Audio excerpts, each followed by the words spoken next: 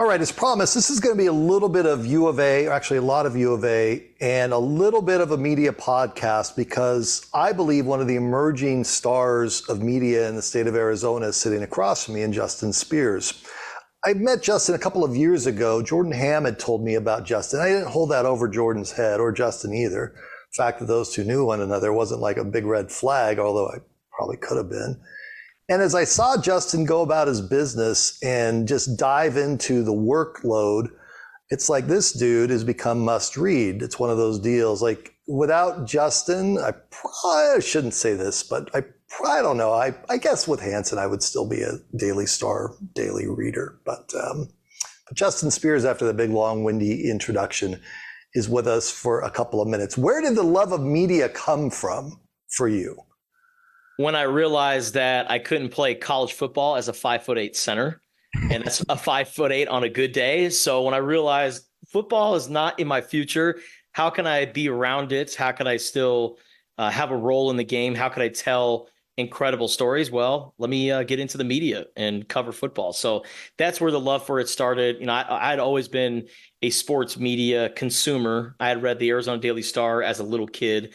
And now that I'm able to, work alongside some of the guys that I've read in my hometown, it's honestly, it's such a privilege. So yeah, I've always loved sports media, but I think really what pushed me down this avenue was when I realized I'm very vertically challenged, not the tallest guy in the world. So I couldn't play football at the next level. So that's why I'm here. Where was high school? Cienega High School in And Mountain Vale. you did play football? I did. Were you good?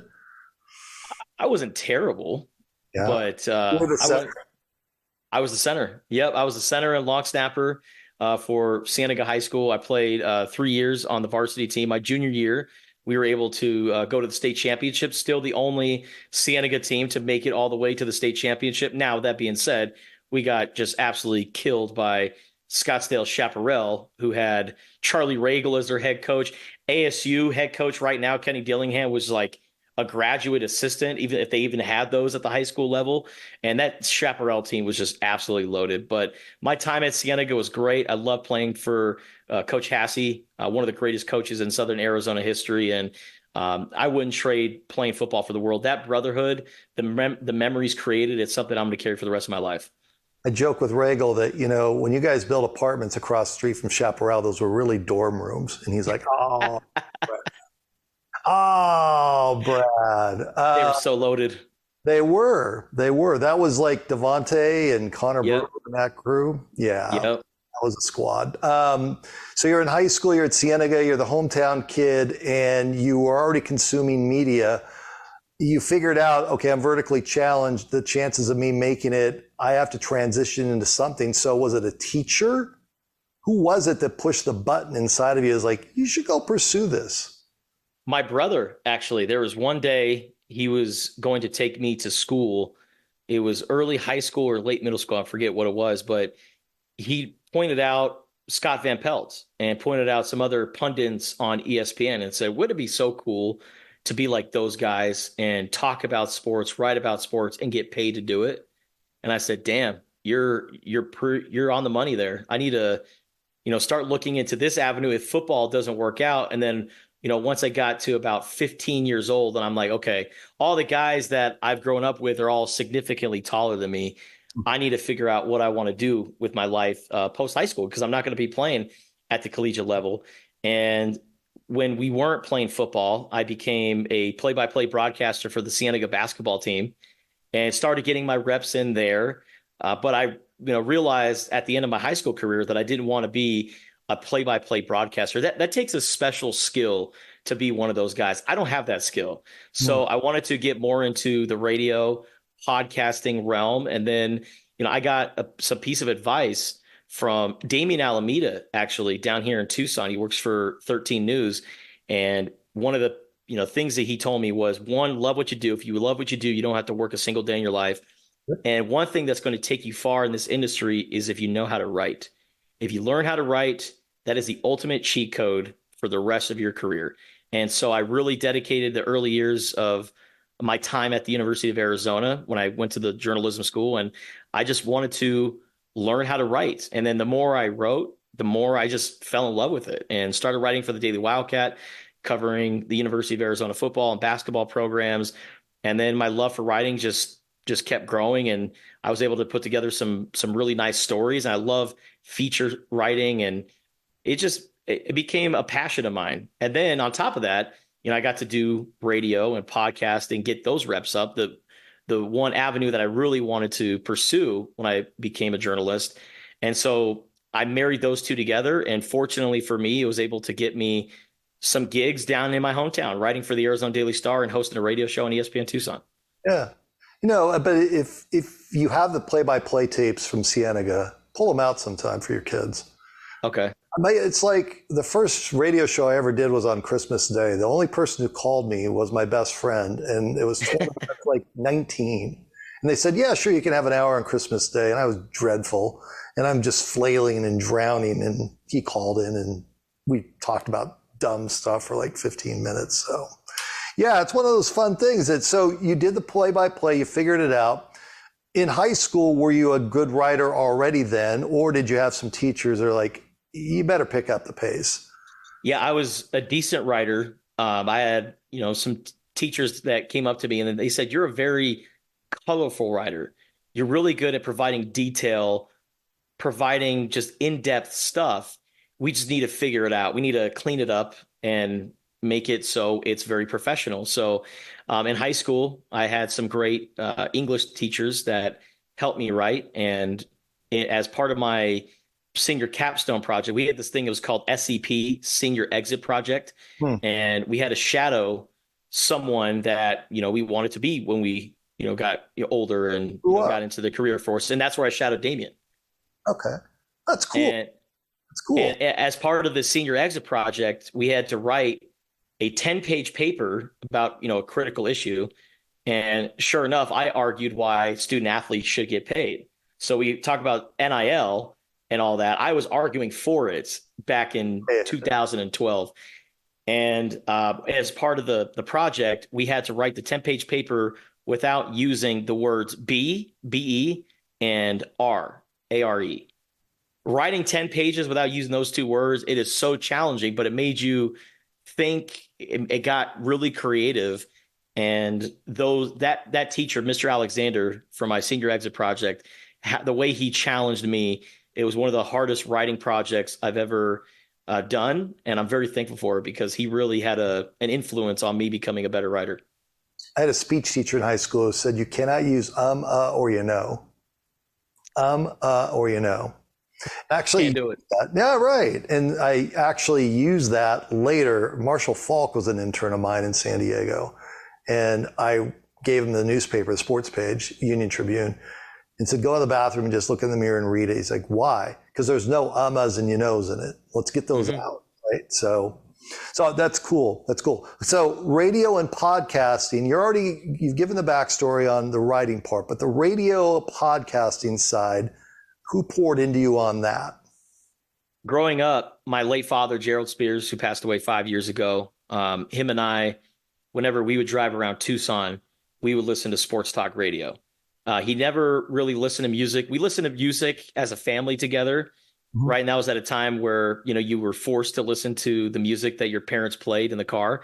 So, we would listen to country music or some classic rock, but whenever it was just the dudes, just me and my father or my brother, we would listen to talk radio. We listened to Jim Rome. We listened to Mike and Mike in the morning. I mean, we would change the channels, listen to different radio shows. And it was just always so entertaining to me. And that's, how my dad and I bonded, when we were sitting in the car listening to sports talk radio. And, I followed some mentors. Like I always listened to Mike and Mike. Later on, as I got a little bit older, Dan Le Batard out in Miami had an influence on me because he was a writer for the Miami Herald, and then he became a radio host. So I kind of wanted to follow a similar path as Dan Le Batard. So following my peers, or my mentors, I should say, the people that I looked up to, pushed me down that path. But I always think about those memories I have with my dad, and some of the best ones I have are sitting in his Toyota Tacoma listening to sports talk radio or play-by-play broadcast. Cool. School. Justin Spears is with us. He is a big voice in Tucson, actually statewide. If you want to know what's going on with U of A, you have to read what he does. And I don't mean to slight, like Pasco I've read forever and he's great. And Lev I've read forever. So I'm not slighting anybody off the top on this. People just relax. Ryan Finley, when he was there, Ryan when he was just a kid out in San Diego, he did a great job. Now he's back out there. Who gave you your break to the Daily Star? Ryan Finley, the guy that you just mentioned. And when I was a student media member, when I was working for the Daily Wildcat and UATV and Camp Student Radio and doing all these other projects, I did everything I wanted. Anything I could do, I did. Whether it was TV, print, radio, I just wanted to do anything. And he saw my work ethic and my willingness to do anything. And you know what? Believe it or not, your fashion can lead you to some jobs. I was always the guy who wore suits. I always had, neatly pressed dress shirts that were button downs. I need to go back to those old days. I'm looking like a slob compared to the younger version of Justin Spears. But, Ryan would always pay attention to how I dressed and how I presented myself. And even something as simple as interviewing people for, the next editor in chief for the Daily Wildcat, I was wearing a 3-piece suit and he saw that. And I was like, this guy means business. So when a job opened up at the Arizona Daily Star to be a sports producer, I was one of the first people he contacted because he was familiar with my work and he also saw how I presented myself. And I applied for the job. I was, fortunate enough to get it right out of college, which is a rarity in today's day and age in journalism. It's so hard to get a job. It's just so rare when it's in your hometown for a place like the Arizona Daily Star. So he gave me my first break and said, you're going to be the new blood. You're going to focus on digital journalism and handle, videos, podcasts, handle all of our social media accounts. You're also going to you're going to be a jack of all trades. And I came in, did anything I could possibly do, had some great stories. And Ryan worked with me. He's always been a great mentor, even to this day. Still to this day, I have great bosses. I really do. But Ryan, to me, as the guy who gave me my first break, the guy who became a really good friend, the best boss I ever had is Mr. Ryan Finley. And I'm just indebted to that guy because I wouldn't be here if it wasn't for him giving me that phone call saying, hey, I think you should apply for this job. That's cool. When you talk about wearing the suit, so this is back, I'll just throw myself in here for a minute because I totally relate to you. I'm nodding my head. The LA Times ranked us when we started 690. Rome, Jimmy was there with all of us. We all launched the 690 brand together. Ryan Finley was probably just a kid, but I got named best dressed radio host, which was a swipe, which I was fine with because I always wore a suit. It's one of those things. And you're going to make yourself, nobody can see what you're doing. Well, guess what? I'm pretty professional about this. So when you just said that, I was like, that's cool. Somebody else who may have taken a little bit of abuse over wearing a suit. As you went through it, was there pressure in that you went to the U of A to get it right in your hometown? You always want to get it right. But is there any extra pressure now or then that you felt like, hometown kid, I can't screw up? A lot more pressure now just because I am the Arizona football beat writer and I'm also hosting a radio show in the morning too. A lot of people would kill for my opportunity and the chances that I've received. So I'm like, I can't fudge this. I gotta be able to thrive, tell great stories, be a great human being first and foremost. The work is always going to be great. So many people do a lot of great work in this town, but how are you going to stand out? And I really wanted to immerse myself in the community, get out, talk to the people. There's a lot of great people in Tucson, Arizona. And I think what has really set me up for this chapter in my time at the Arizona Daily Star, changing roles in the last year and a half, is the connections that I made at the high school level, meeting all the different high school football coaches in the community. Like when I'm talking about Jordan Morgan going to the Green Bay Packers. I can, reach out to, some of his former coaches, or Trenton Bourguet, same deal, or any of the guys that played at South Point, like Bijan Robinson. Yeah, Talking to Dennis Benet and talking to all the other coaches, Carla Garrett, the strength and conditioning coach at South Point. Just all the people that I've met, I have developed a pretty thick, Rolodex, and it's all because of covering high school sports. And you develop a reputation in the community, and people are more willing to talk to you. People are more willing to help you out and even share information, share stories with what they hear. These high school football coaches, they hear about stuff that the University of Arizona is doing, and then they go out and they tell me. I found out about, preseason training camp dates because, Brent Brennan met with a bunch of high school football coaches, and a few of them came out to me and said, "Hey, Justin, this is when they're starting camp." That information I got was because of the relationships. So I've developed a lot of great relationships over the time. But as far as the pressure, I was having so much fun as a young guy coming out of college. I mean, I'm still young, but coming out of college, I just thought it was so cool that I'm living on my own. I'm doing what I went to college for, and I'm making an honest living. Am I making $1 million? No, but I'm providing for myself. I'm paying my bills, and I'm doing what I love. I can work all the hours in the world, and it's not going to matter to me. But right now, I certainly feel the pressure because, there's only so many, college football beat writers in the country right now. And I want to make sure that I'm doing things right. I'm providing the information for the public while also maintaining a healthy relationship with the Arizona football staff. And sometimes, you could piss off some people along the way. Well, I was going to ask you, how did you handle Kevin Sumlin? Like,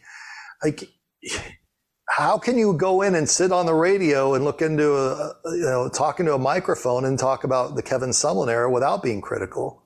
You know what I mean? Oh, you have to. Yeah, you just have to bring in the sledgehammer. Any of this nonsense about everything's great, I get that up here with Forks Up, or if I question anything with U of A during Sumlin, oh, you just hate the U of A. I don't care. I didn't go there. I didn't go to ASU. I don't care. And so I'm just curious how in Tucson, which the U of A is the deal, do you go about saying, we got to just hammer away today? Yeah, you just got to tell what is the story. And, I had a situation with Jedd Fisch last year with the whole Jayden de Laura situation. And when news came out that Jayden de Laura was going to be talking at Pac-12 Media Day, when I wrote the story about, hey, Arizona's quarterback who's accused of sexual assault from high school, he's going to take the stage and he's going to address it and face the music. And then in my story, I put some of the details from the civil case. And Jedd Fisch didn't like that because it made his quarterback look bad. Yeah. And Jedd, after Pac-12 Media Day, came up to me and we had a nice conversation in the hallway at Zouk nightclub in Las Vegas. And, he said something along the lines of, why are all the details in your story? I just don't understand that. People already know about Jayden and his case.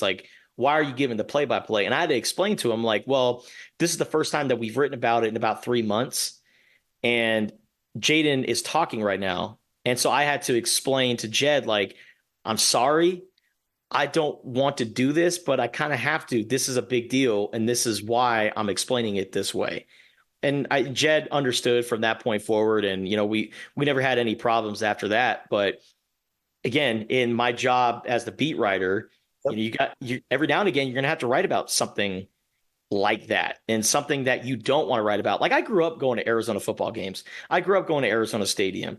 I want to tell all the great stories that's going on with the Arizona football program. But as a beat writer, all the positive stories, you have to tell all the negative ones too. So that's been, I wouldn't say challenging, but it's definitely been, something that I've had to experience in my time as a beat writer. And you're always going to have to piss somebody off. And hey, if you piss somebody off from time to time, maybe you're doing your job right.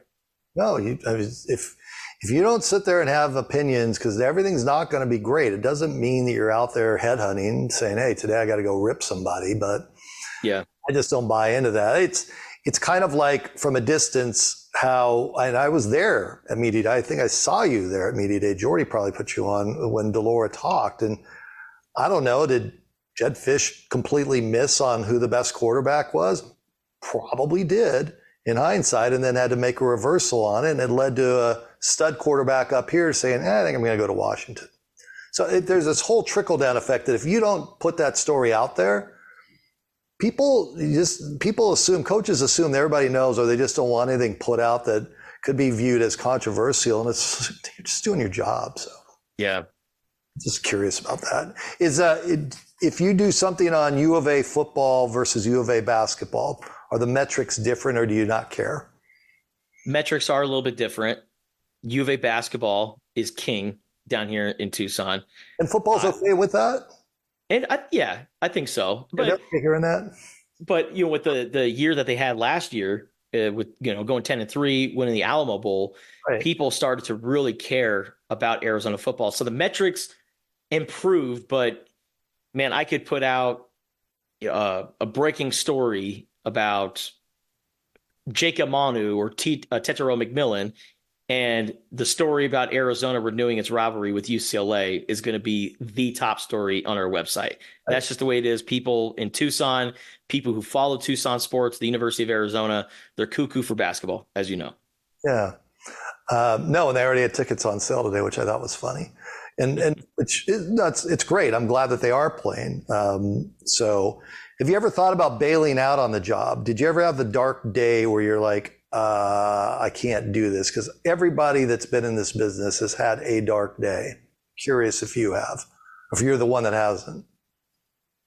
Yeah, I would say probably towards the end of last year, when Arizona was on the winning streak and work just piled up, and I got really bogged down. It was I wouldn't say the dog days, but we're in the middle of the season. It's late. I've been grinding 7 days a week. I just want a break. And I think, there was a point last year where I was just kind of over the season, but there was so much excitement because Arizona was winning and people were interested in the team. So that's what was able to keep me locked in. I think that might be a better question for my predecessor, Michael Lev, who covered Arizona football during the middle of the 20-game losing streak. Now, I covered the team then, but I was not the beat writer. Having to come up with stories every single week outside of, is this going to be the week that they snap the losing streak? That is a very daunting task, and I don't envy my guy, Lev, one bit regarding that. He had COVID too then. Yes, yeah. Yes. I mean, it was like this perfect storm of how are we going to get through this? We're in an empty stadium. The team stinks. Coach is going to get fired, or coach doesn't care, in my opinion. But where are you going to go from here? And how have you found Brennan so far? I love Brent Brennan. I think he is a very charming guy.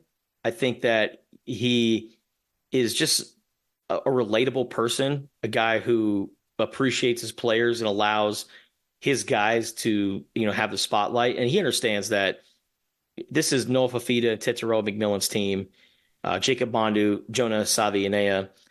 But he's also very, thankful that those guys gave him a chance. And I think it says a lot about a guy that in just 2 days, he can convince arguably the best quarterback receiver tandem in college football to stay, because they all came to play for Jedd Fisch. They wanted to be a part of the rebuild. But then, there was a moment where they realized, well, yeah, Jedd was a really good coach. The staff that they had here, they were all great. But what made the season so special last year was the players. Mm-hmm. And they wanted to stay, and Brent Brennan had an open locker or an open door policy and allowed the players to come in and talk to him and, pick his brain. And like I said, the fact that in just 2 days, he can convince the nucleus of guys to stay together and stay at Arizona when they were facing millions of dollars in NIL money. I'm talking about Noah Fifita and T-Mac. It says a lot about the guy. And, Brent Brennan, when he was at San Jose State, would do a lot of fundraising for himself and the program. Mm-hmm. He would, often pay for meals of the player or the meals that were given to the San Jose State players. And so people are going to look at the record at San Jose and like, oh, well, he's got a losing record. Well, yeah, if you want to use that logic, Jedd Fisch had a losing record at Arizona. You have to really look at how they built the program and how they won. And to win 7 games in back-to-back seasons at San Jose State, it's pretty hard. You know, the resources, it's completely different. You know, you talk to Quali Conley, the running back transfer from San Jose, Sam Olson. I mean, we haven't had a chance to talk to him, but like, you know, some of the other, you know, San Jose State players that came over, they will tell you, man, the resources here is just next level. The amount of coaches here is just next level. So for Brent Brennan to have that kind of success at a program like San Jose State, I think it says a lot about him as a coach. But every player that I've talked to that played for Brent Brennan or coach that is coached under him, they always praise how great of a person he is. And he's a very genuine guy, a guy that you want to play for. And, you know, good news for Arizona is that this guy ain't leaving anytime soon. You know, we always knew that Jed would take another job somewhere else. I think Brent Brennan, for him, it's either fired or retire at Arizona. There's no other way around it. It's interesting. The amount of NIL in Tucson, you know, Jim Click's name is always out there. There's a few people whose names are always out there around money floating around Tucson. Some of it is money that's from U of A, boosters, donors up here in the Valley. It's really become a statewide deal, in my humble opinion. What have you seen from the NIL number? I'll just give you a quick story. I'm at an event that Brennan spoke at up here, and he walks in. There's probably about 100, 110, 20 boosters. Everybody's all excited. Some high school coaches of name were there. He walks in, they introduce him. He says, first of all, we need between about $13 and $16 million to compete. Very first thing. And so I like that. So I'm curious how the NIL component has worked from your view. I think it's very new to Brent Brennan. And because at San Jose State, they didn't really have the NIL programs that you have down here. And so I think that the shaking hands and kissing babies and meeting with donors and boosters, that's a whole new ballgame to Brent Brennan. And he's still learning that aspect of it. But I think that the boosters down here in Tucson, they're really starting to care a lot about football. Like basketball has a lot of money pouring into these players. But for football, you know, it was so interesting to see, you know, in the moment where no one knew what was going to happen with T-Mac and Noah. Are they going to transfer? Are they going to leave? And next thing you know, you see Humberto Lopez, longtime booster for Arizona, owner of HSL Properties. He looks like Paulie Walnuts from The Sopranos, but he moves like Tony. And good line. And he's just walking with, you know, Jonah Coleman, who ended up going to Washington, Noah and T-Mac and, you know, some other guys. And I found it very interesting when I went to a toy drive, I think it was, for the holidays or something like that. Or no, it was in January. It was just some random toy drive. And Noah and T-Mac were there signing autographs. And, you know, Humberto said, hey, guys, come on back here. And they went back to their office. And that's the richest man in Tucson, arguably. I don't know what was discussed, you know, what kind of NIL deals, you know, Noah Fifita and T-Mac are getting, but it was just so interesting to see, you know, a man who's been, for the most part, donating a lot of money to basketball step up and be like, I want to roll in saving our football program, essentially. And whatever I can do to provide for these guys, I will do. And, you know, they were going to, you know, give Jedd Fisch as part of his contract, they were going to, you know, donate a lot of money to the boosters. And they kind of were disrespected by Jed leaving. And they said, well, all the money that we were planning on giving to you for your contract, we're going to do our best to have these guys set up with NIL. And so you're seeing Noah Fifita in commercials. You know, I'm not sure what's going on with T-Mac, but the NIL aspect is, you know, it's not what you see at other Power Four programs, sure, but it's certainly not the worst. And I think Arizona, they have a lot to be proud of. And I think NIL is a big part in keeping some of these guys here, but not as big as some people would make it out to be, because Noah Fafita and T-Mac, like I said, were facing millions of dollars to go to Alabama or Ohio State, and they decided to stay here. Money isn't everything for these guys. And I think it's cool that they're going to stick it out and see this season all the way through and finish out their Arizona careers here. A couple other things, I'll get you out of here. Ranked 21st in the first AP poll. Is that about what you were expecting? Higher, lower? That's about right. I think that with, so much uncertainty on the offense and defensive line, Arizona being number 21 is perfect. If Jed was still here and they had those defensive linemen like Bill Norton, offensive linemen, still there, and there wasn't so much shuffling around, I think Arizona would be a bona fide top 15 team. I really do. But with a lot of question marks, especially up front, I think number 21 is about right. But the thing about Arizona, they have a pretty high ceiling too. And with the expanded college football playoff and with a very favorable schedule, if you look at their schedule right now, they only have 2 ranked opponents. That can change over the course of the season, as we all know, but they got Kansas State and Utah in the first half of the season. Those are the only 2 ranked opponents. So they have a really good team, really good nucleus of players, a very favorable schedule. Arizona is number 21, but I think their ceiling could be, sniffing the CFP. We'll see. I would agree with you. I just wrote something today. I did a 3 dots today on K-State is 17, U of A is 21.